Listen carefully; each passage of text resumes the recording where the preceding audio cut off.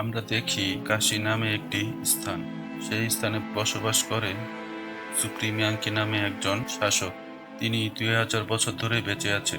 সে নিজেকে সৃষ্টিকর্তা দাবি করে। সে চিরদিন বেঁচে থাকার জন্য, অর্থাৎ সে অমর হওয়ার জন্য মেয়েদেরকে প্রেগনেন্ট বানিয়ে বন্দি করে রাখে। সুপ্রিমিয়াঙ্কি সে মেয়েদের গর্ভাশয় দিয়ে একটি সিরাম তৈরি করে। এরপর ওই সিরাম তার দেহে পুশ করে বেঁচে আছে। এই দুঃশাসককে ধ্বংস করতে আসবে কোনো এক মায়ের গর্ভে কালকি। মুভি কাহিনী শুরু হয় 6000 বছর আগে মহাভারতের এক মহাযুদ্ধ। সে যুদ্ধের পরিণাম এতটাই ভয়াবহ ছিল, সেখানে চারদিকে সৈনিকদের মৃতদেহ আর মৃতদেহ। চারপাশে রক্তে ভেজা মাটি লাল হয়ে গেছিল। এত রক্তক্ষয়ী যুদ্ধের মাঝেও একজন যোদ্ধা দাঁড়িয়েছিল, তার নাম অশ্বত্থামা। এই যুদ্ধে অশ্বত্থামার পিতা মৃত্যু হওয়ার কারণে ক্রোধের বশে অভিমন্যুর দিকে ব্রহ্মাস্ত্র ছুড়ে দেয়। অভিমন্যুর ছিল অর্জুনের ছেলের স্ত্রী। তিনি ছিল গর্ভবতী। তার গর্ভে পাণ্ডবদের শেষ বংশধর। সেই অভিমন্যুকে ব্রহ্মাস্ত্রের আঘাতে মেরে ফেলে। এতে পাণ্ডবদের বংশ একেবারে নির্বংশ হয়ে যায়। ঠিক তখনই হিন্দু ধর্মের শ্রীকৃষ্ণ অশ্বত্থামার কাছে এসে দাঁড়ায়। অশ্বত্থামার ক্রোধ তখনও শেষ হয়নি। অশ্বত্থামা শ্রীকৃষ্ণকে আক্রমণ করে বসে। অশ্বত্থামার শ্রীকৃষ্ণের সাথে পেরে ওঠে না। সে এক আঘাতে বধির হয়ে যায়। শ্রীকৃষ্ণ অশ্বত্থামাকে বলল, তুমি অভিমন্যুরকে মেরে যে কাজটি করেছ সেটা সবচাইতে বড় পাপ। অশ্বত্থামা বলে, পাপ যখন করেই ফেলেছি, আমাকে মেরে ফেলো। শ্রীকৃষ্ণ বলে, মেরে ফেললে তো তুমি মুক্তি পেয়ে গেলে। তখন শ্রীকৃষ্ণ অশ্বত্থামাকে অভিশাপ দিল, তুমি মরবে না, তুমি বৃদ্ধ হবে, তোমার আঘাতের ক্ষত শুকাবে না, তুমি আহার নিদ্রা ছাড়াই বেঁচে থাকবে। এই অভিশাপ থেকে মুক্তি পেতে হলে কলিযুগের অপেক্ষা করতে হবে। তুমি যেমন অভিমন্যুরকে মেরেছ, ঠিক বিপরীতে এক গর্ভবতী মাকে তোমার বাঁচাতে হবে। অশ্বত্থামা বলল, সে কলিযুগ কবে আসবে? তখন শ্রীকৃষ্ণ তার কপাল থেকে পাথরটি খুলে নিল আর বলল, পৃথিবী যখন শুকিয়ে যাবে, পাপাচার বেড়ে যাবে, আর যখনই তোমার পাথরটি জ্বলে উঠবে, বুঝে নিবে কলিযুগ চলে এসেছে। এরই মাঝে অশ্বত্থামা নিজেকে গুছিয়ে নিয়ে এক তপস্যার জন্য মন্দিরে অপেক্ষা করতে লাগলো। এই মুভি কাহিনী এমন হতে চলেছে যা আপনাকে ঘুমের ভেতরেও ভাবিয়ে তুলবে। সিন চলে এসেছে বর্তমানে 2898 এডি। এই 6000 বছরে পৃথিবী একেবারেই পাল্টে গেছে। নদী, নালা, গাছগাছালি কিছুই নেই। চারপাশে শুষ্ক পরিবেশ, কোথাও কোনো পানি নেই। প্রকৃতি যেন তার প্রাণ হারিয়ে ফেলেছে। আমরা একটি ফ্লাইং কার দেখতে পাচ্ছি। পরিবেশ পরিস্থিতি দুর্গম হওয়ার পরেও প্রযুক্তি এগিয়ে। এখানে robot, ultra modern device, digital currency আরও অনেক কিছুই সামনে আমরা দেখতে পাবো। একদল যাত্রী ফ্লাইং কারে করে কাশীর উদ্দেশ্যে ছুটে চলেছে। কাশী হলো সুপ্রিমিয়াঙ্কির সাম্রাজ্য। সে পুরো পৃথিবীকে এমন একটি ব্যবস্থাপনা করে রেখেছে যাতে করে মানুষ অভাব অনটনে ও পানির অভাবে দিক বেদিক হয়ে এই কাশীর দিকে ছুটে চলে একটু বেঁচে থাকার জন্য। এরপর ফ্লাইং কারের ভিতরে রুমি নামে এক বৃদ্ধকে দেখতে পাই। এই রুমি শাম্বালা নামে একটি সিক্রেট গ্রাম থেকে এসেছে। শাম্বালার লিডার মরিয়ম এই রুমিরকে একটি মিশন কমপ্লিট করতে পাঠিয়েছে। এই মিশনটির উদ্দেশ্য কি আমরা একটু পরেই বুঝতে পারবো। ফ্লাইং কারের ভিতর একটি লোক তার বাচ্চার জন্য পানি চাচ্ছে। রুমি পানির বোতল এগিয়ে দিল। তখন রায়া নামে একটি মেয়ে কোনো এক অজানা কারণে ছেলে পোশাক পরে আছে। রায়া মেয়েটি এই বৃদ্ধ রুমিকে বলল, তুমি কোথা থেকে এসেছো? এখানে তো কেউ কাউকে ফ্রিতে পানি দেয় না। রুমি মুস্কি হেসে বলল, তোমরা দুজন কি ভাই বোন? রায়া মেয়েটি কোনো উত্তর দিল না। রুমি বলল, আচ্ছা ঠিক আছে, বলা লাগবে না। তোমরা দুজন কাশিতে কেন যাচ্ছ? রায়া মেয়েটি বলল, এ কাশিতে না গিয়ে তো কোনো উপায় নেই। রুমি বলল, উপায় আছে, চলো দেখি। ওই আকাশে একটি নক্ষত্র দেখা যাচ্ছে। ওই নক্ষত্রটি 6000 বছর পূর্বে দেখা গিয়েছিল। এই নক্ষত্রটি পৃথিবীতে আবার আবির্ভাব হয়েছে, অর্থাৎ কলিযুগ এসে পড়েছে। খুব শীঘ্রই আমরা সুন্দর পৃথিবী দেখতে পাব। এরই মধ্যে ফ্লাইং কারের চালক বলে উঠল, কাশী চলে এসেছে। তারা ধীরে ধীরে কাশীর দিকে অগ্রসর হতে লাগলো। তারা দেখতে পেল কাশীর ভিতরে সুউচ্চ ভবন, তা দেখতে উল্টো পিরামিডের মতো। ভবনটির নাম কমপ্লেক্স। এই কমপ্লেক্সের উপরে যারা বসবাস করে তাদের সকল ধরনের সুযোগ সুবিধা ছিল। ওইখানে গাছপালা, নদী নালা রাজপ্রাসাদের মতো বাড়িঘর ও সকল প্রকার সুস্বাদু খাবার দাবার পাওয়া যেত। আর যারা কমপ্লেক্সের বাইরে ছিল তাদের জীবন অনেকটা কারাগারের মতো। দুর্বিষহ জীবন তাদেরকে ঘিরে রেখেছে, তাদেরকে দিয়ে নানা ধরনের কাজ করিয়ে নিত। তারপরেও তারা এই কাশিতে ছুটে আসে। এর কারণ পৃথিবীতে বসবাসযোগ্য আর কোনো স্থান ছিল না। এই কমপ্লেক্সের সবার উপরে বসবাস করত সুপ্রিমিয়াঙ্কি। তার উদ্দেশ্য হলো অমর হওয়া। তার বেঁচে থাকার জন্য প্রতিনিয়তই সিরাম প্রয়োজন হতো। এই সুপ্রিমিয়াঙ্কি বহুকাল ধরে এমন একটি মেয়ের খোঁজ করে যাচ্ছে যা তাকে অমর হতে সাহায্য করবে। তার 120 মাত্রার সিরাম প্রয়োজন, কিন্তু তিনি কোনো মেয়ের কাছেই পাচ্ছে না। তিনি অল্প অল্প করে কালেক্ট করে 2000 বছর ধরে বেঁচে আছে।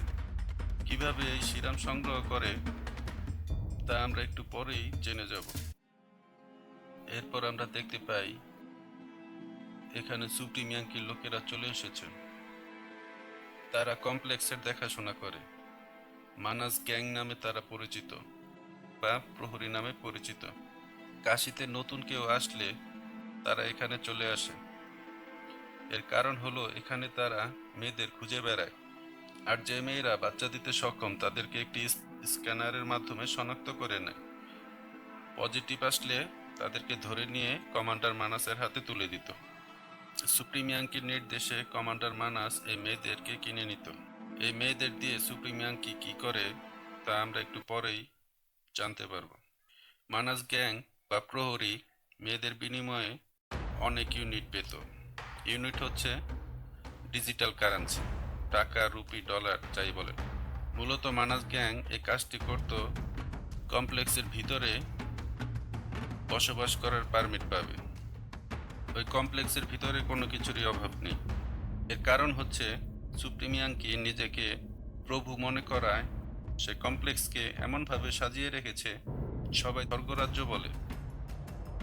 মানাসের প্রহরীরা একের পর এক মেয়েদের স্ক্যান করছে। পরিস্থিতি খারাপ দেখে রায়ান মেয়েটি পালানোর চেষ্টা করছে। ঠিক তখনই রুমি তাকে নিয়ে কেটে পড়ে। এরপর রুমি রায়ান মেয়েটিকে নিয়ে তার আস্তানায় চলে আসে। এরপর আমরা দেখি টেকনোলজির মাধ্যমে শাম্বালার লিডার মরিয়ম রুমির সাথে যোগাযোগ করছে। শাম্বালার লিডার মরিয়ম রুমিরকে পাঠিয়েছে দিবিয়া নামের একটি মেয়ের খোঁজে। এই মেয়েটি গর্ভবতী। তারা বিশ্বাস করে কালকে জন্ম নেওয়ার সময় এসেছে। তখন আমরা দেখতে পেলাম দিবিয়া নামে মেয়েটি রুমিরের সামনে নিয়ে আসা হলো। রুমিরের কাছে অশ্বত্থামার সেই পাথরটি আছে। এই পাথরটি দিবিয়ার পেটে ধরে। কালকে সংস্পর্শে আসলে এই পাথরটি জ্বলে উঠবে, কিন্তু দিবিয়ার পেটে ধরার পরে এই পাথরটি জ্বলে উঠল না। তখন মরিয়ম বলল, সারা পৃথিবীতে যখন আর কোনো স্থান নেই, এর মানে কাশিতেই কোনো এক মেয়ে হবে কালকির মা। এই সময় মানাসের প্রহরীরা রুমিরের আস্তানা আক্রমণ করে বসে। দস্তাদস্তির কারণে রুমিরের হাত থেকে অশ্বত্থামার পাথরটি পড়ে যায়। তখন রায়ার মেয়েটি পাথরটি কুড়িয়ে নেয়। এরপর প্রকাশ নামে একটি ছেলে রায়াকে নিয়ে পালিয়ে যেতে সক্ষম হয়। রায়া মেয়েটি পালিয়ে যেতে পারলেও রুমি ও দিবিয়া ধরা পড়ে যায়।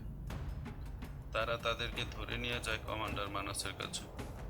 এই মানাস বহুকাল ধরে শাম্বালা গ্রামের কথা জানত, কিন্তু এই গ্রামটি কোথায় তিনি জানত না।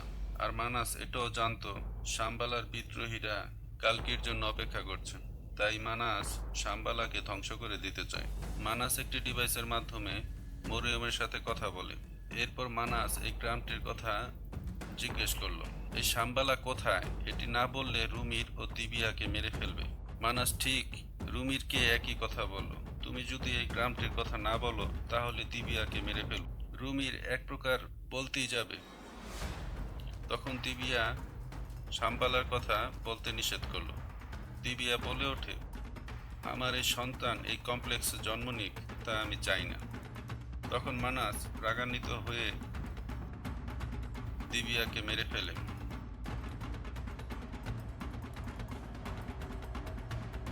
তখন রুমি বলে, এই কমপ্লেক্স ধ্বংস করতে কালকে আসবে। মানাস তখন রুমিরকেও মেরে ফেলে। তখন মানাস বাকি বিদ্রোহীদের ধরে আনার নির্দেশ দেয়। এদেরকে ধরতে পারলে 10,000 ইউনিট পুরস্কার দিবে। তারপর মানাসের প্রহরীরা রুমিরের আস্তানার সদস্যদের ধাওয়া করতে লাগলো। এর ফলে প্রকাশ ও রায়া মেয়েটি আলাদা হয়ে যায়। প্রকাশ পালানোর সময় তার সামনে একটি রোবট সামনে এসে দাঁড়ায়। এই রোবটটি প্রকাশকে হ্যান্ডকাপ পরিয়ে দেয়। তখন মানাসের প্রহরীরা এসে বলে এটা ওদের শিকার। এই সময় আমরা গল্পের মেন চরিত্রকে দেখতে পাই, বাইরাবা। এই বাইরাবা এসে মানাসের প্রহরীদের মারধর করে প্রকাশকে উদ্ধার করে নিল। এই বাইরাবা প্রকাশকে উদ্ধার করেছে তাকেও বিক্রি করে দেওয়ার জন্য।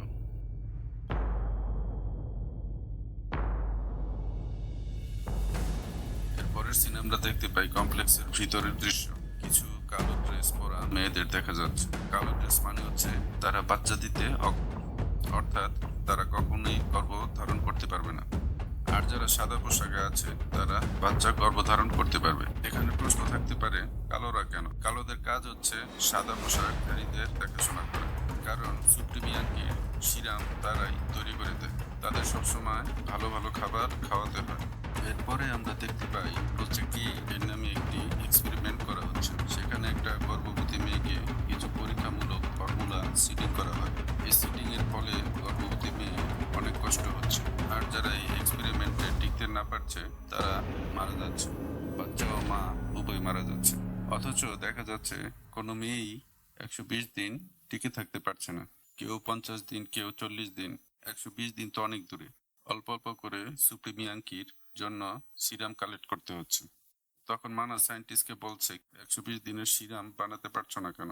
সায়েন্টিস্ট উত্তরে বলে এই ফর্মুলা এতটাই পাওয়ারফুল, কিছু কিছু মেয়ে একেবারেই সহ্য করতে পারছে না। সায়েন্টিস্ট কমান্ডার মানাসকে বোঝানোর চেষ্টা করছে গড়ে সব মেয়েই মারা যাচ্ছে, তার মানে শতভাগ মেয়েই মারা যাচ্ছে। সুপ্রিমিয়াঙ্কি বেঁচে আছে শুধুমাত্র সিরামের উপরে। এভাবে চলতে থাকলে পৃথিবীতে আর গর্ভসম্ভবা নারী খুঁজে পাওয়া যাবে না। সায়েন্টিস্ট মনে মনে ভাবছে এই এক্সপেরিমেন্ট আর হতে দেওয়া যায় না। তখন সায়েন্টিস্ট মানাসকে বলল এই সিরামটি 98 দিন টিকে ছিল।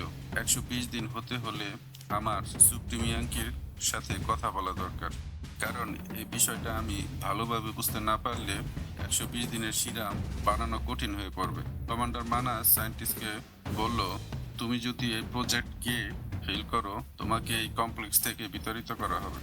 তখন কমান্ডার মানাস সায়েন্টিস্টকে সুপ্রিমিয়াঙ্কির সাথে দেখা করতে নিয়ে যায়। সুপ্রিমিয়াঙ্কি নিজেকে প্রভু মনে করায় তিনি নিজেকে সবার উপরে রেখেছেন। এরপর সুপ্রিমিয়াঙ্কি প্রথমবারের মতো আমরা দেখতে পাই শূন্যে ভেসে আছে। সিরামটি তাকে দেয়া হয়। আমরা দেখছি তিনি সিরামটি তার দেহে পুশ করছে। তিনি চোখ বন্ধ অবস্থায় ছিল। হঠাৎ তিনি চোখ খুলে ফেলল। কিছু একটা গন্ডগোল হয়েছে। সে পানিতে পড়ে যায়। সবাই স্তব্ধ খেয়ে পানির দিকে তাকিয়ে আছে। কি হলো কেউই বুঝে উঠতে পারছে না। হঠাৎ সুপ্রিমিয়াঙ্কি পানি থেকে শূন্যে ভেসে উঠল। সায়েন্টিস্টের কাছে গিয়ে বলল বহু বছর পর আমাকে কেউ মারার চেষ্টা করলো। সায়েন্টিস্ট আসলে সিরামের পরিবর্তে বিষ দিয়েছিল। এরপর একটি ছুরি সুপ্রিমিয়াঙ্কির বুকে ঢুকিয়ে দেয়। এরপর সায়েন্টিস্ট বলে আমি এই পৃথিবীকে রক্ষা করতে চাই, তুমি মরো। সুপ্রিমিয়াঙ্কির কিছুই হয় না। সায়েন্টিস্টকে মেরে ফেললো সুপ্রিমিয়াঙ্কি। তখন সুপ্রিমিয়াঙ্কি 120 দিনের গর্ভধারিণীকে খুঁজে বের করার আদেশ দিল। সুপ্রিমিয়াঙ্কির আদেশ অনুযায়ী তারা ওই মেয়েদের খুঁজে বের হয়ে গেল। এরপরেই আমরা সুমিতি নামে একটি মেয়েকে দেখতে পাই। তাকে দেখে মনে হচ্ছে খুব চিন্তিত, আর তিনি কিছু লুকানোর চেষ্টা করছেন। অর্থাৎ সে প্রেগনেন্ট কোনো এক অজানা কারণে। সে কিভাবে প্রেগনেন্ট হলো তা এই গল্পে উল্লেখ করা হয়নি। সুমতি গোপনে তার পেটকে দেখার চেষ্টা করছে। এমন সময় আরেকটি মেয়ে দেখে ফেলে। তার নাম লাইলি।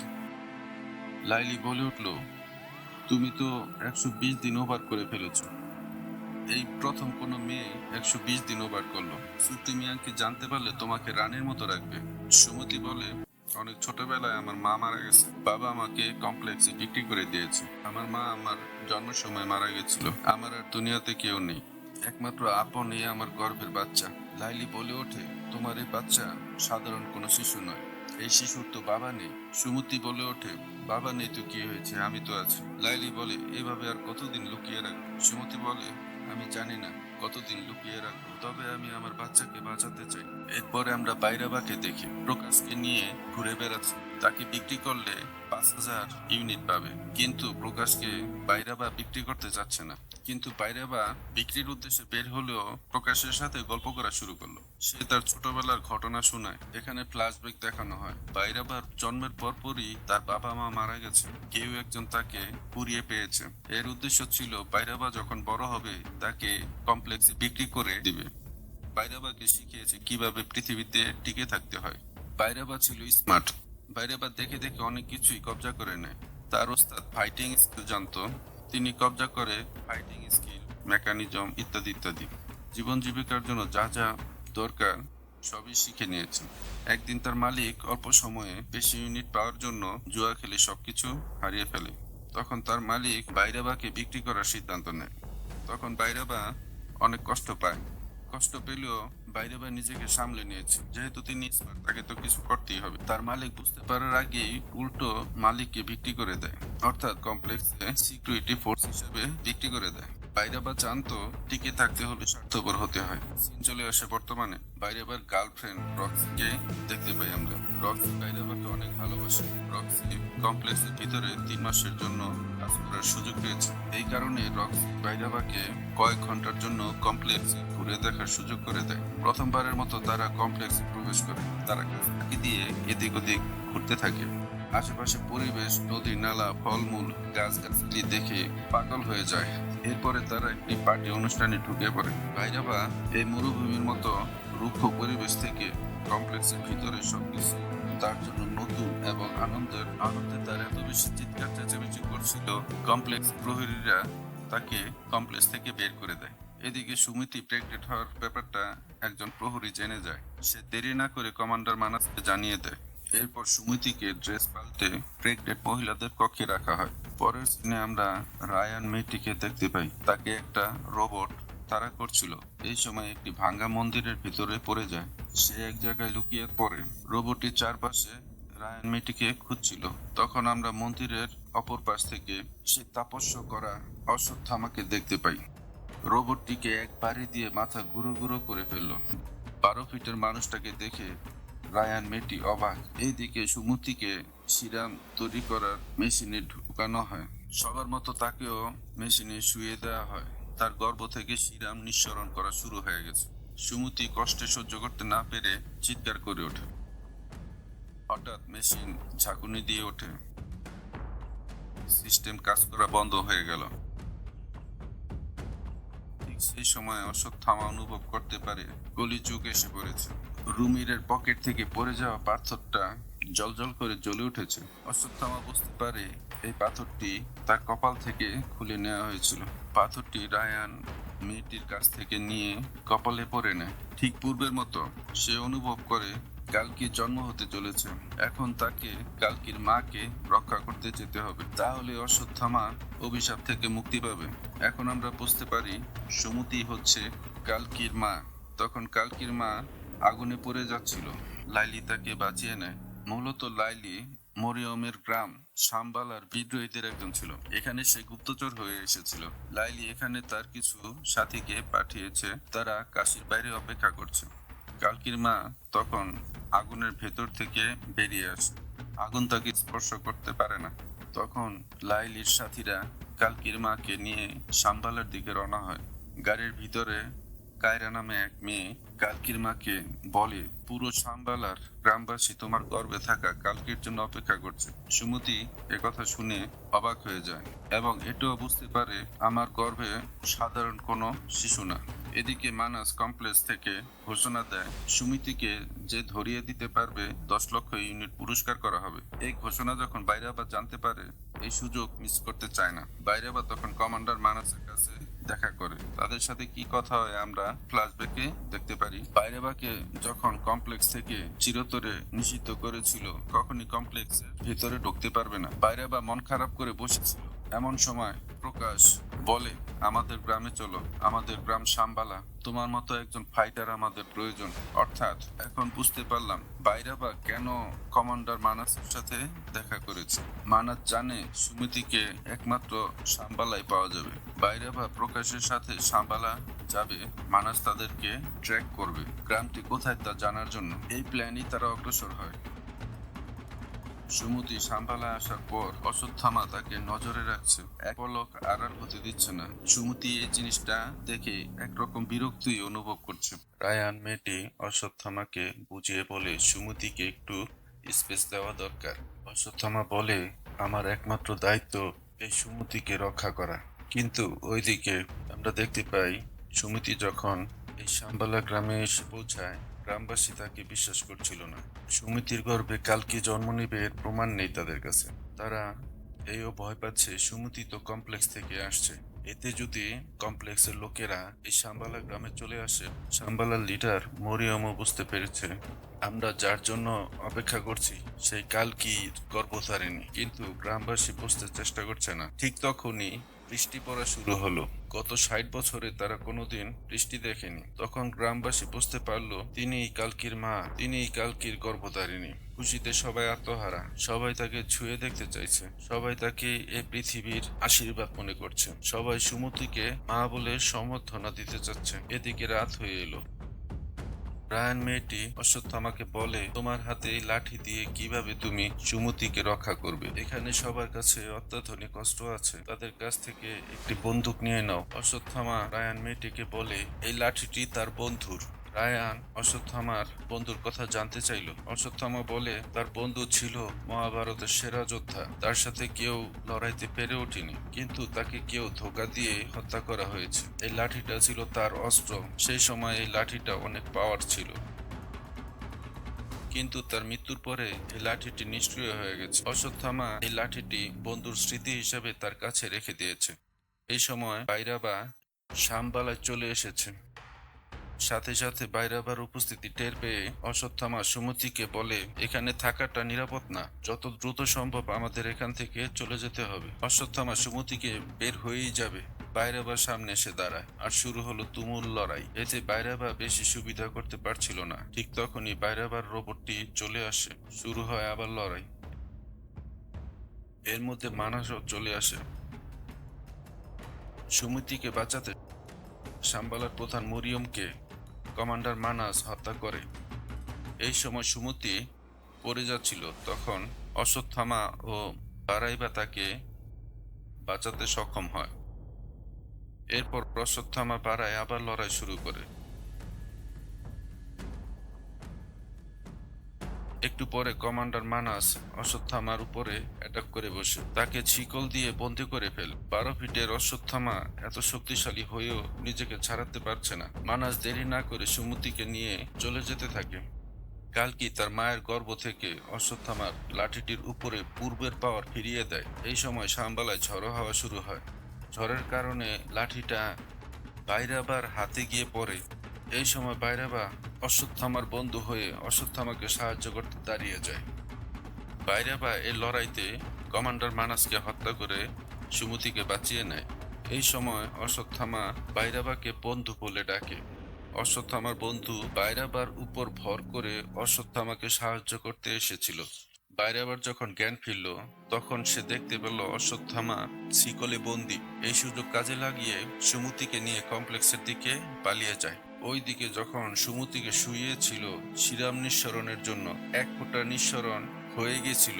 ওই এক ফোঁটা সুপ্রিমিয়াঙ্কি তার দেহে পুশ করে ফেলে। সে বৃদ্ধ সুপ্রিমিয়াঙ্কি যুবক হয়ে যায়, তার শরীরে আরো 2টি হাত গজিয়ে ওঠে।